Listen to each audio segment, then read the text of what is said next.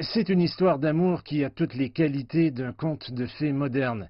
Le prince Harry, le prince Playboy, sixième dans l'ordre de succession au trône britannique, était l'un des célibataires les plus convoités du monde, ou du moins jusqu'à ce qu'il rencontre Meghan Markle, une actrice américaine, une militante humanitaire et une fière féministe qui deviendra samedi son épouse.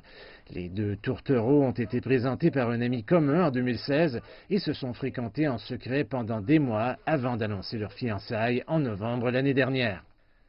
Mais chaque conte de fées a un méchant, et pour Harry et Meghan, ce sont les médias. Quand l'histoire a éclaté au sujet de leur fréquentation, la presse a bondi. Mademoiselle Markle, une actrice américaine biraciale divorcée, n'est pas une femme traditionnelle selon les normes royales, et les tabloïds britanniques, réputés pour remplir leurs pages de ragots, n'ont pas été tendres avec elle. Le prince Harry a été tellement indigné par la couverture qu'il a publié une déclaration sans précédent accusant la presse et les trolls des médias sociaux d'abus sexistes et racistes. Selon ceux qui connaissent le prince, son antipathie envers les médias provient de la mort de sa mère, la princesse Diana, qui a été tuée dans un accident de voiture alors qu'elle était poursuivie par des paparazzis. Le prince Harry n'avait que 12 ans à l'époque. La famille de Mademoiselle Markle a également été harcelée par les médias.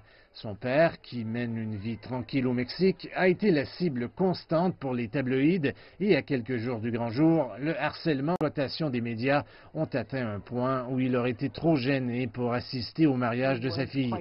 La demi-sœur de Meghan Markle a dit qu'il avait fait face à un stress incroyable et qu'il subissait également une chirurgie cardiaque.